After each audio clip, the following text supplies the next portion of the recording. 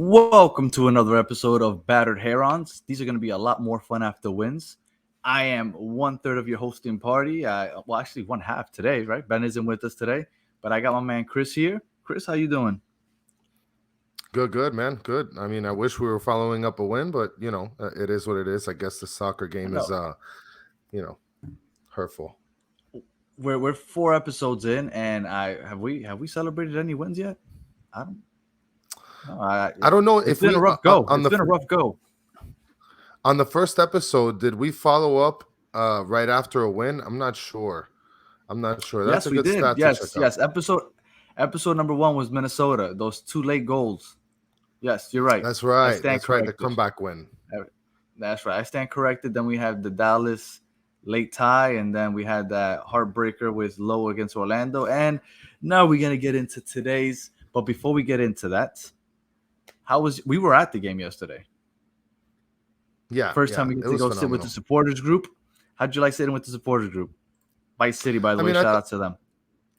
Yeah, I mean, I think it was incredible to sit down with the supporters.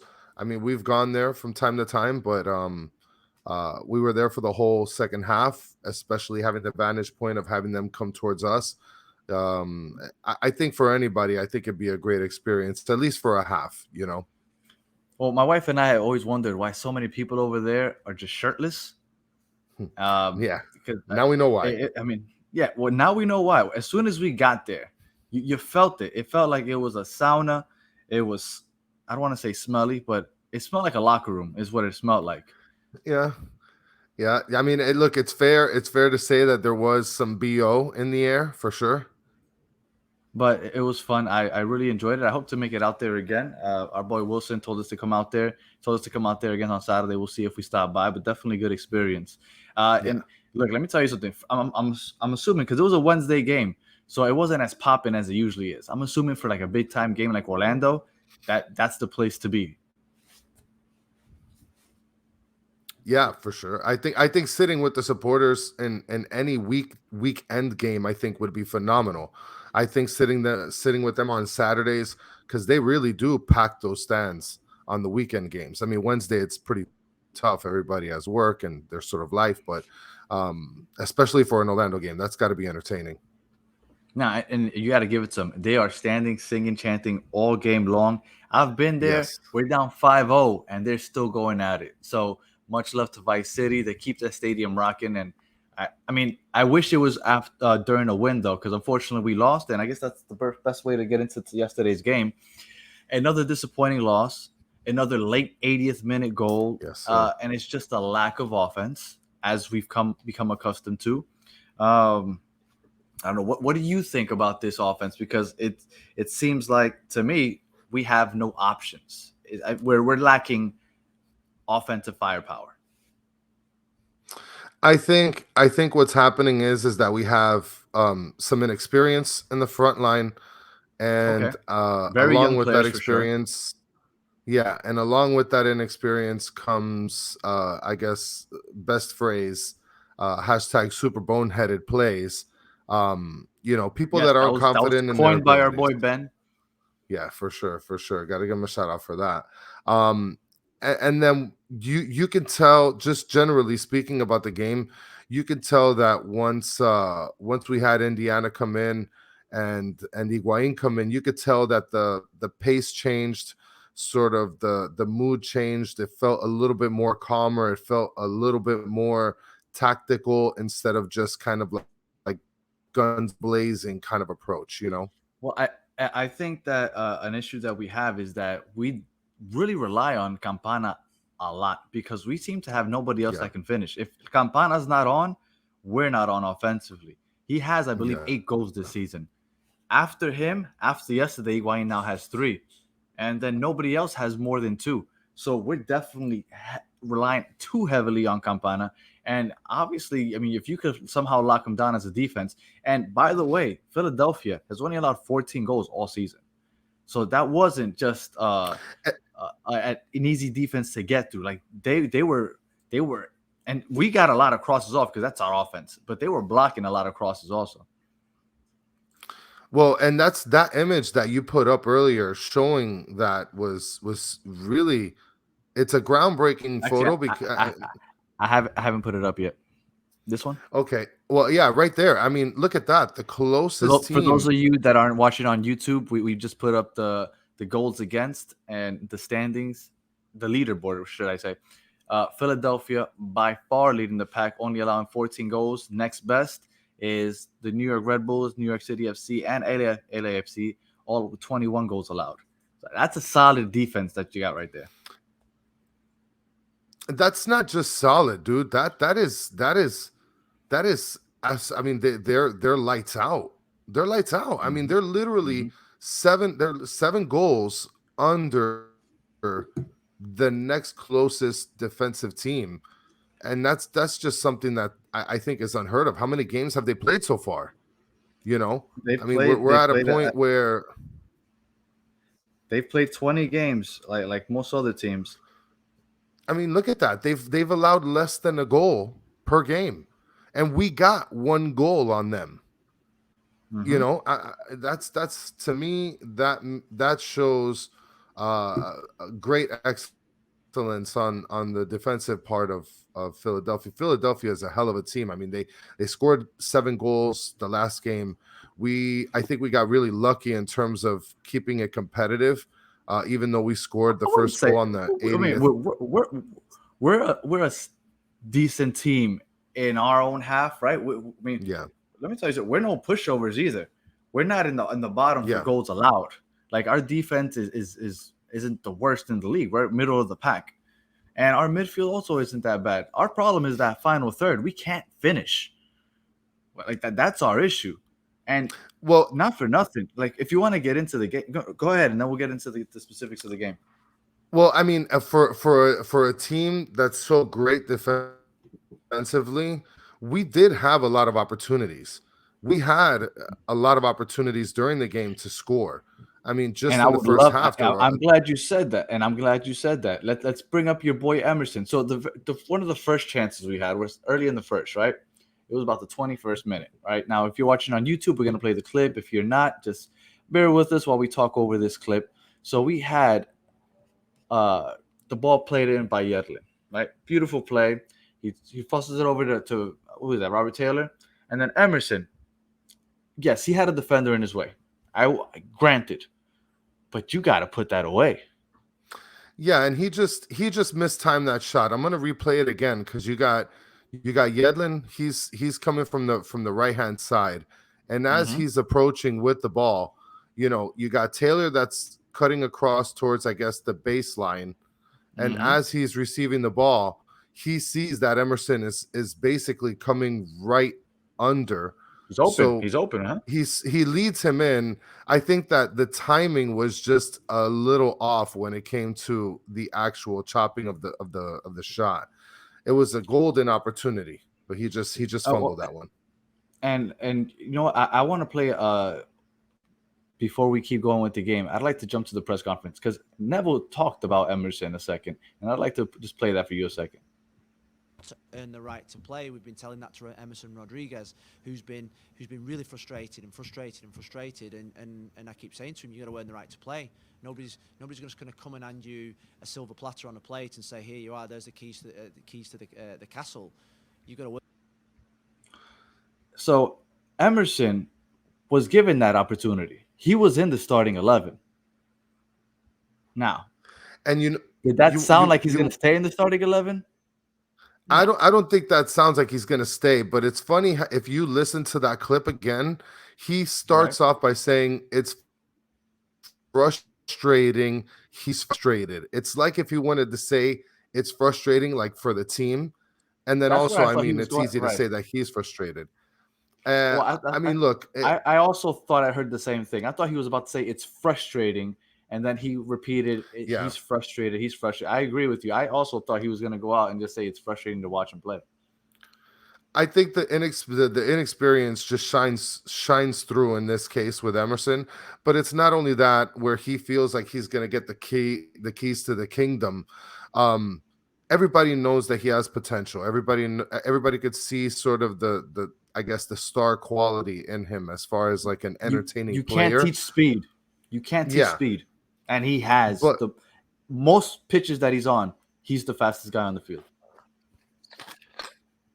and the most frustrating thing is to see the capability that he has, the gifts that he has, and sort of the rush that he's in, not physically in the sense of rushing to run, but just rushing to make plays when there's not a play to be made at that time. Sometimes it takes a little bit taking back and just taking the back seat and kicking it over to somebody else to make a better play. Right, finding the easy pass. It's frustrating when he tries to force things, and it feels like he's constantly trying to force things. And until he gets that going, he can't keep giving him chances. Yeah. Once Lassiter comes in, Emerson is like it's not even a consideration anymore because Lassiter, he plays with a high IQ. He finishes. Obviously, he And only has two he's goals pretty this season, fast. but he takes great shots when they're given to him. He's fast. He has good pace. He Yeah. plays the ball in. He crosses it when it's appropriate, but he doesn't always cross it. It's not necessary to always cross the ball. You can pass the ball into the middle of the field. So I feel like Lassiter is nobody's talking about the lack or the empty left side that we now have because Lassiter is no longer there and Robbie Robinson isn't there either. And it's the gaping hole that we have. He tried to fill it in with Duke last game against Orlando. He tried to fill it in with Emerson this game, and it's just not working. We need Lassiter back ASAP. Yeah, I mean, having Lassiter is definitely going to be a bigger game changer. He gives you a lot more flexibility in terms of not only in the speed, but then you have the tacticalness of the way that he plays.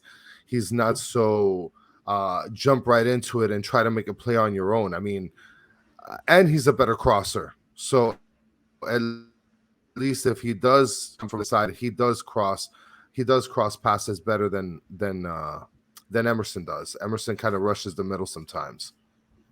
So shortly after that blown chance by Emerson, we had what I didn't even realize was a PK until I saw the foul, but I didn't realize that it was like at the very corner of the box. Now, not only is it a soft foul because he stuck out his leg, yes, but he barely made contact. The player was literally turned his back to the goal. He was on his way back upfield. There was no goal opportunity there. So I'm not sure why one, it wasn't reviewed on VAR. Two, why it was given at all. Like, yes, he made a slight contact. I can't deny that. But come on, that was a clear dive. Yeah, it was a clear dive. I mean, look, maybe he could have caught his toes on the tackle, and I believe that's No, you know Mabibka. what that You know, was? You know what that was? That was the Dwayne Wade.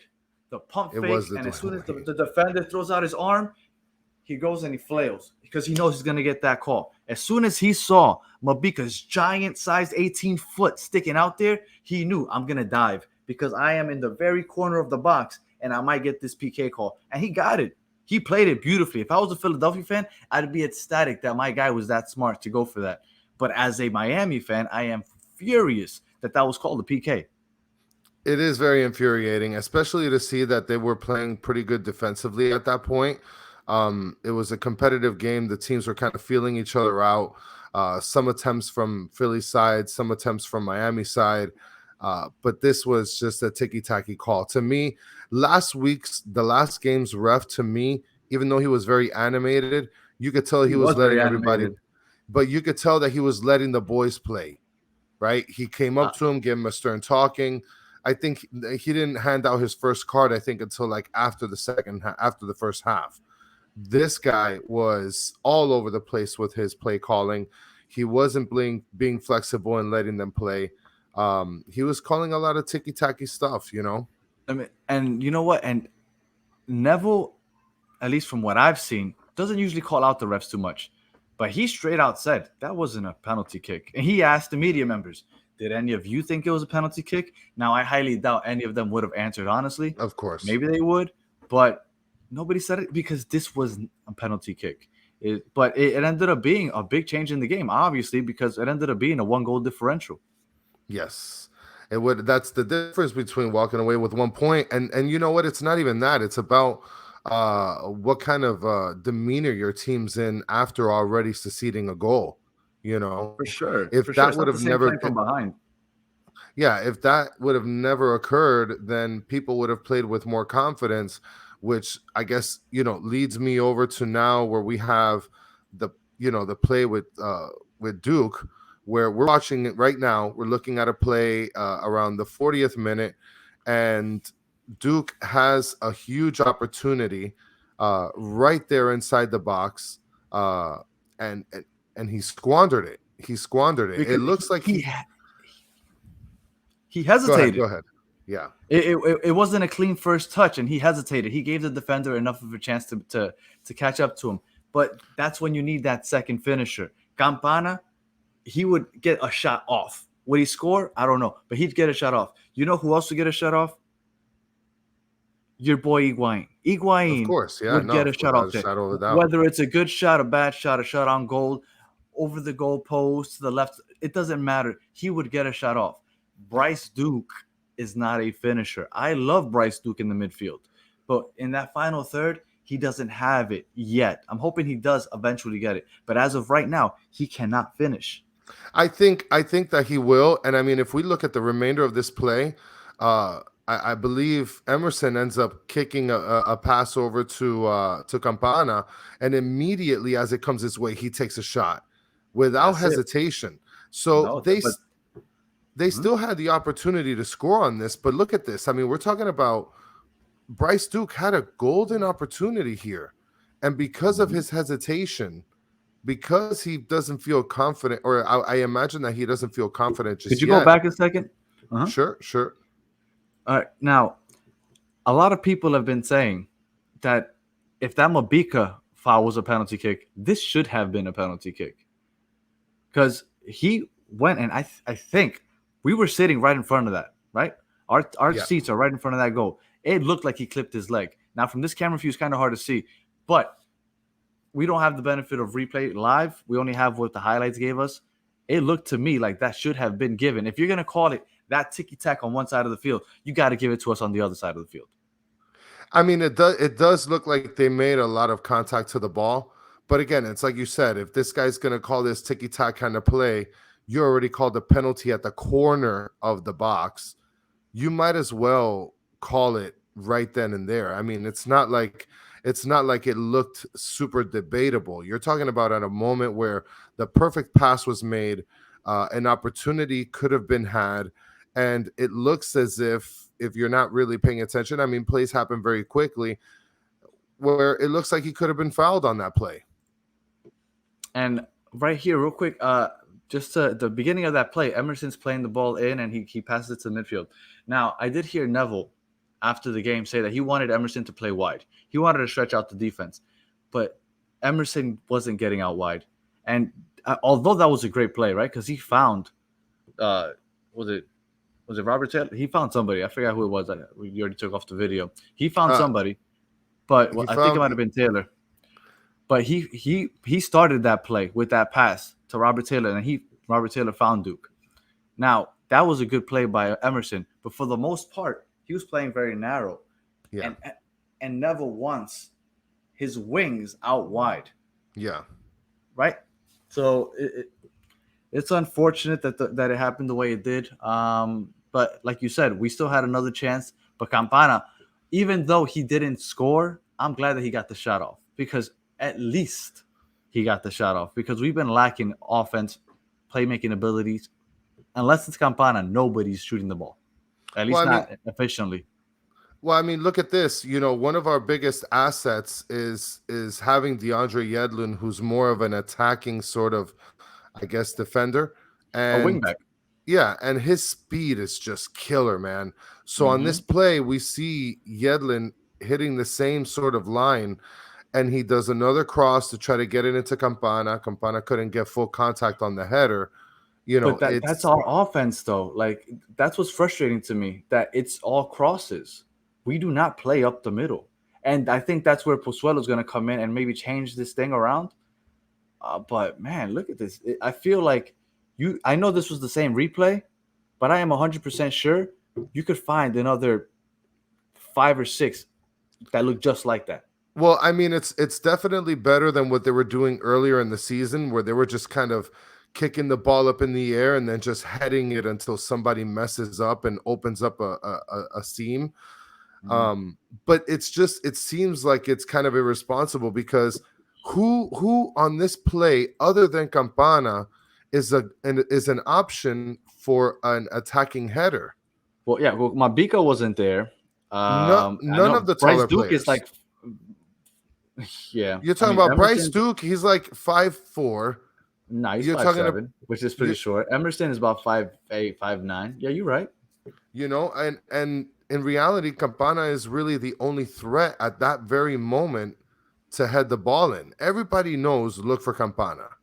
He's a very And sneaky and player in the box. and, and if you look at this still image, it seems like everybody also knows to just crowd the box because they're gonna go out in the wing and just cross it anyway. Because who's close to Yedlin? Nobody really. Yeah, How many black shirts are in that box? 2, 4, 6. How many pink shirts are in that box?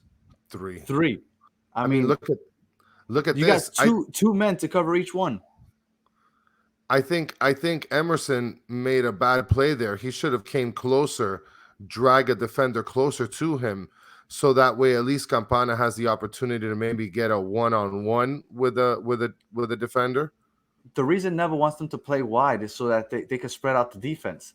Yeah. They're all in the box because nobody's spreading them out wide. Well, again, that feels like the majority of the offense most of the time.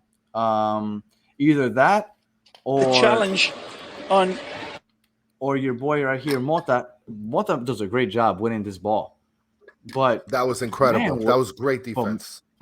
but man, was that rushed. And let me tell you something. When he first signed, I heard a lot about his leg strength, right? That he could score from outside the box. He's yet to score from outside the box, but he's taken plenty of shots from outside the box. Yes, he has. Yes, he has. I mean, but But look at this play. Look at this play develop. He steals, he plays incredible defense to get the ball. And then mhm. once he obtains the ball, I mean, I'm just going to pause it real quick just to see right there before the shot was taken. As he advances the ball, he He has, has Campana to the right. yeah, he has Campana to the right. He has, I believe, Gregory right there in the middle. He has Duke on his left. He has Emerson very close to him. If he, maybe a play could have been made out of this. He caught the defense's pants down at this point. I think that might be why he took the shot though, because he felt like maybe the goalie was off the line. But Could be, could be. but still, man, like, and I feel like it's lazy. I feel like at some point maybe some of the players get frustrated that they don't get enough opportunities like up the middle. So once they see an opening, they're like, "Hey, Yeah, they just gotta take take the it. shot." They're just Yeah, like Campana late in the game. He took a shot from like 40 yards out, and I'm thinking to myself, "But why?" But then I think, how many opportunities really did he have this game outside of the one that we just showed, where uh, Duke might have gotten fouled and then he got the rebound?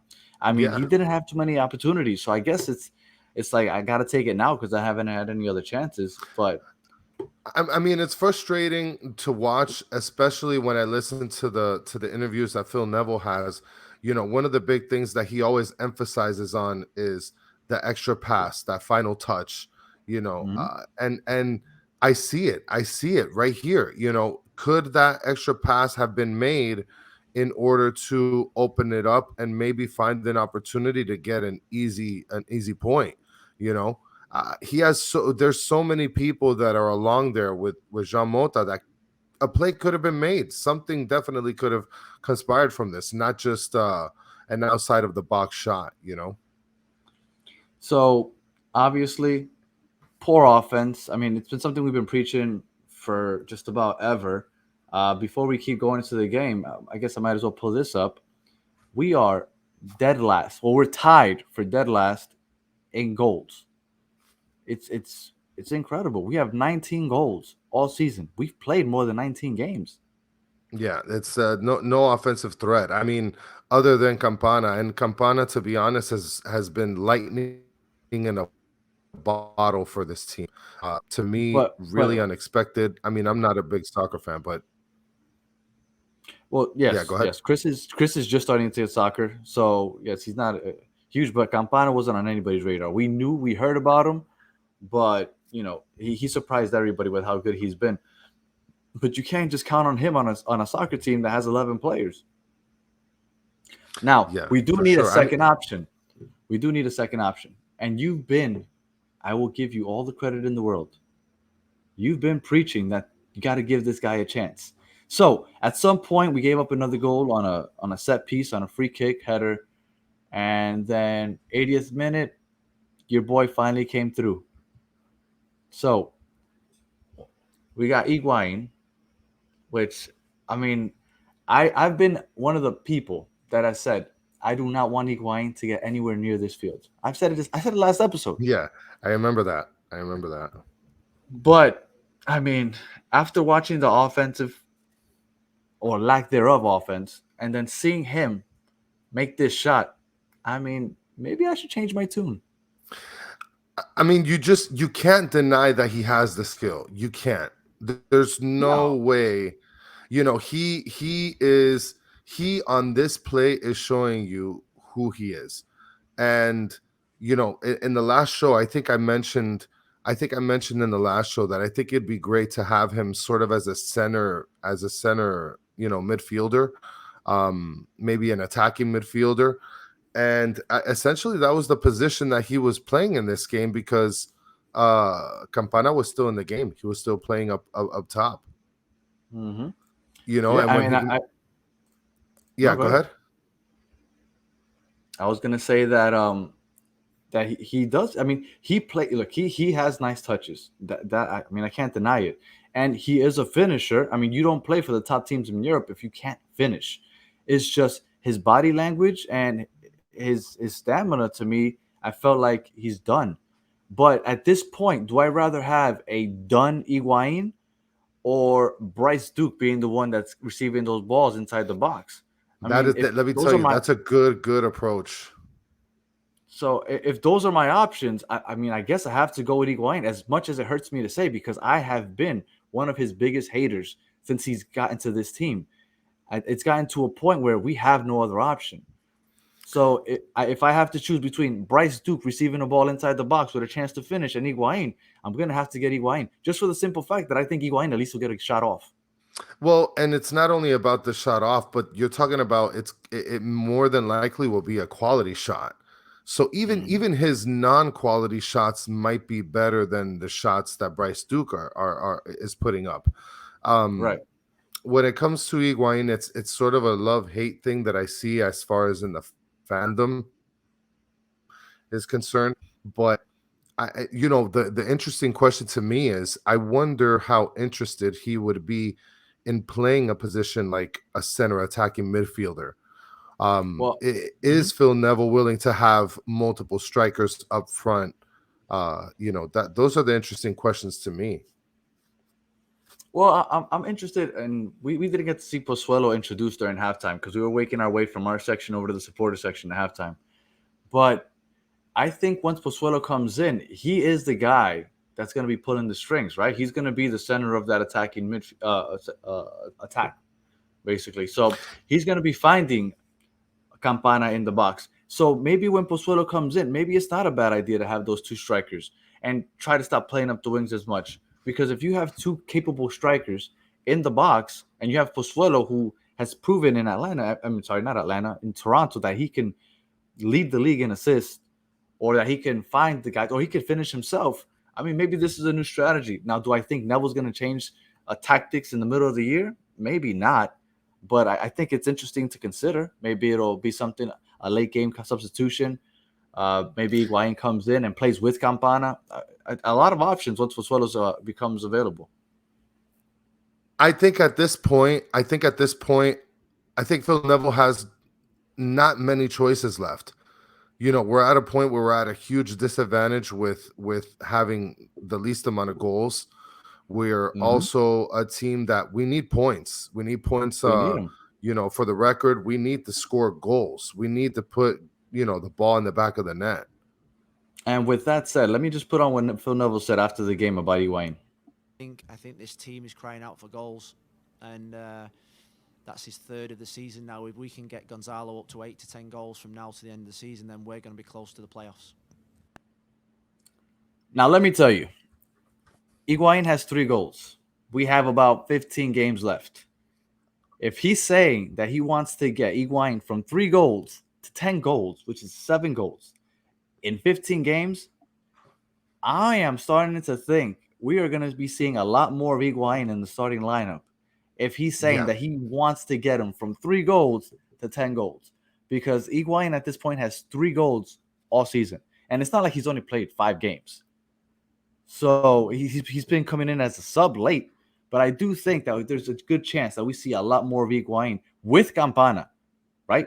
I think we're going to be seeing both of them because those are our only finishers. Yeah, I mean, I do definitely see that happening. I wonder in what space he's going to be putting Higuain in. I'd love to after this show. I'm going to take some time and watch some highlights of Toronto, and just to see what kind of a setup Toronto had in regards to their starting lineup. To see, was Pozuelo playing with two strikers? Was he playing with one striker? That makes a big difference in how he's going to play with us. Because if we do have one striker and he is the center attacking midfielder, I mean, is Phil Neville expecting him to also put the ball in the back of the net?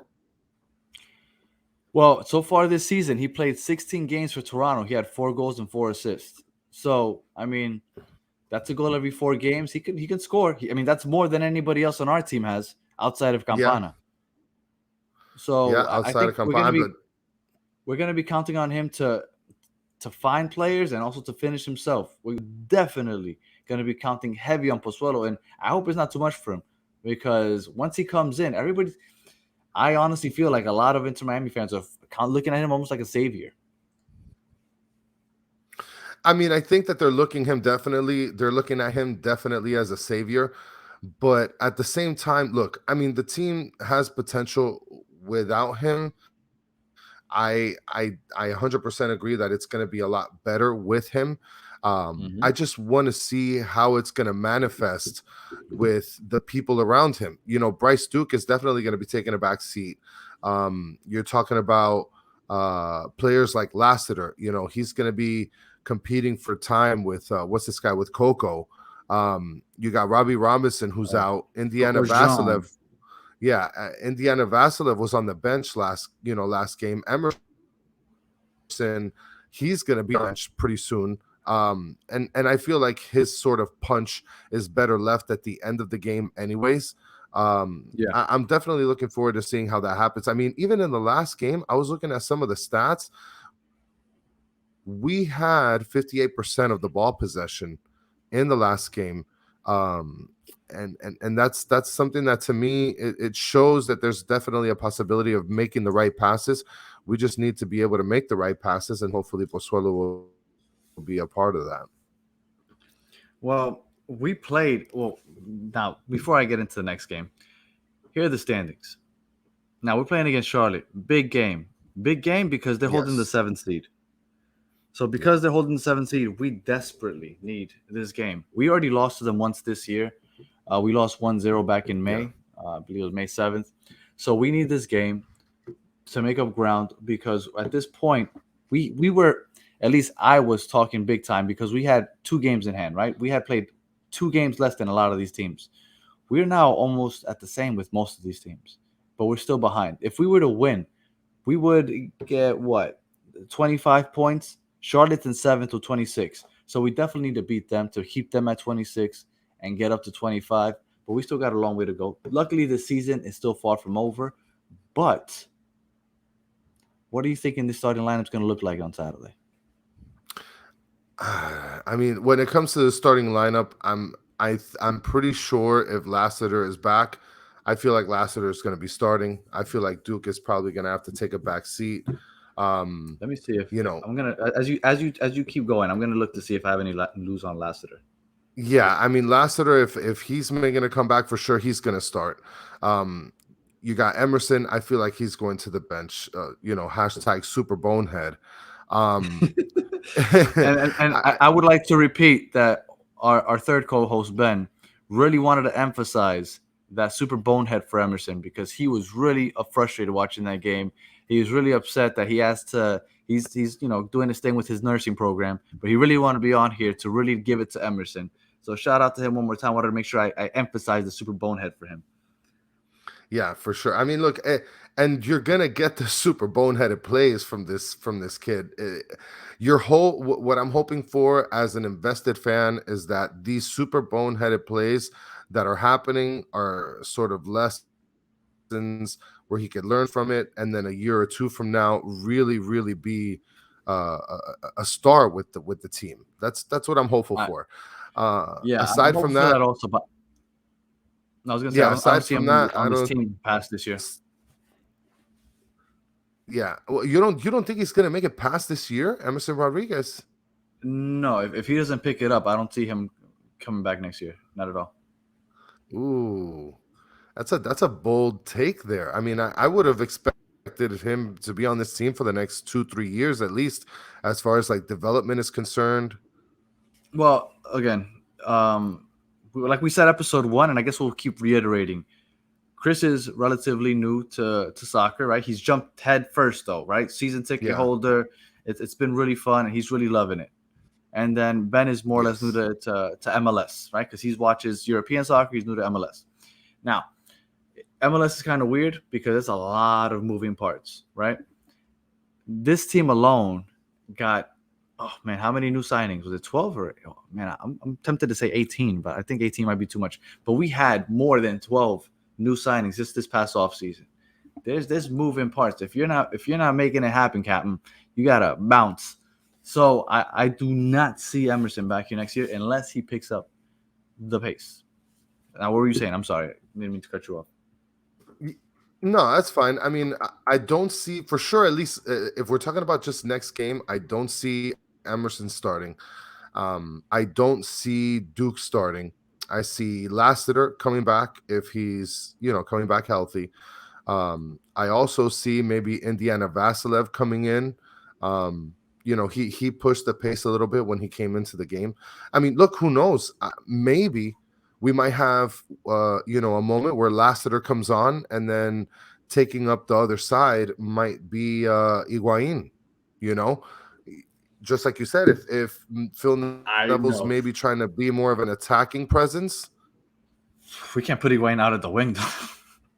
I mean, look, he was playing center midfielder. I mean, I don't know, But dude. I I could mean, see he could hold down that center midfield or the attacking midfield for sure. I mean, I don't know how he's like. I thought that he's put forth a lot of effort when he comes in as a late sub. When he yeah, starts, I don't know if he can. And again, this isn't a stamina joke or anything. Just seriously, I don't know if he could hold that up yeah, for a full game. I don't know if maybe 60 minutes. But I could maybe he could start off at a central attacking midfield. Maybe I would like to see him and Campana on the field for a large portion of the game, just yeah. because I I would don't like that see too. any other attacking options. So yes, I have made a complete 180. If you want to say that I'm full of crap, that's fine, because I went from a long rant last episode, just literally like 2 or 3 days ago, about how I never want to see Wayne on the field again, and now I'm here hoping that he's on the starting lineup. So there you go. But I will admit that I'm wrong, but not so much that I'm wrong on Higuain, but the fact that this team is just lacking so much firepower that at this point, if it comes with Higuain, so be it. Can I just play something real quick, Yeah, just go to ahead, go ahead. help you feel a little bit worse? Hmm. Just to help you feel a little bit worse. I just want to see if I Okay. can be able to play these beautiful words.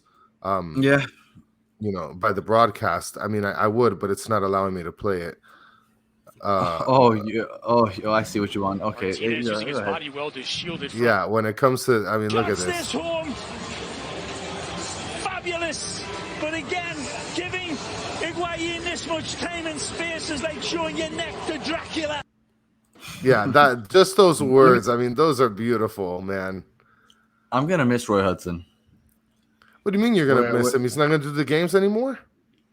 Apple TV bought the rights to MLS, so they're gonna have kind of like the NFL has, where they have just special, like specific broadcasters. Not gonna be local anymore. It's gonna be national almost. Yeah, yeah. So we're not gonna have those local broadcasters anymore. At least that's my understanding of it. We're not gonna have those local Okay. broadcasts anymore, and that is just so painful to know, because Roy Hudson is he's just magisterial, as he would say. Yeah, no, he's a phenomenal play by. Well, he's not the play by play. He's a color He's the color. commentator. He's the color. He's phenomenal at Yeah, his job. Yes, he's the color yeah, for commentator. sure. He's phenomenal. I All mean, right. Well, look, I look forward to the game. I look forward to the game. I think it's going to be a phenomenal game. I hope that it's going to be like 5 goals to 1. I Maybe mean, I'm far fetched I there, but would that's what I'm hoping for. I would also love that. I don't know if that's what we're gonna get. I put up this graphic again for the best defenses in the league, and as you can see, Charlotte has allowed only 24 goals all year, which is a little over one per game. Um, do I think that they are world beaters? No, but they are a very good team. So this is definitely not going to be it's like not a pushover, but we are a great home team. That was the first loss since I think I want to say April 3rd or so. It had been over 100 days since we had lost at home. So I do think we'll get back to getting points. Will it be a draw or a win? I'm leaning towards win just because we're such a good home team. I think that Higuain and Campana will see the field at the same time this Saturday, which I'm looking forward to. I think that I'm gonna put it out there. I think Higuain and Campana both score. I think they Oh both man, score on Saturday, and we win 2-0. and they're actually a terrible road team. Also, they're 1-7-2. Oh, on the road? Yes, they are. Thank Yep. you. Hard hitting facts here, sir. Hard hitting facts. Well, I'm going 2-0 with Campana and Higuain both hitting the back of the net. And we are going to start the next episode with that clip so that I can prove to everybody that I was correct, because I am now feeling it in my heart that I'm going to be 100% correct on that one. I think you're right, but since I predicted 5 goals, I think the other 3 goals are going to be coming from Emerson. Emerson's not going to see the field. If Lassard is back, Emerson is not seeing the field on Saturday. I predict 3 goals from Emerson. Put it in the books. All right, well, let's put this episode in the books.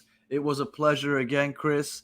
Hopefully Yes, it was. whenever we do this next episode number 5, it will be coming after a win. Hopefully Ben's back with us so he can go and either shit on Emerson or he can admit that he was wrong about Higuain, just like I had to do today. But we'll give you the credit, Chris, because you've been on that Higuain. Maybe it's because you look like him, but you've been on that Maybe. Higuain train for the whole season. So I got to give you that. Well, I can't wait for the next one. Hopefully it's after a win. That's for sure. All right. Well, Battered Herons signing out. Peace.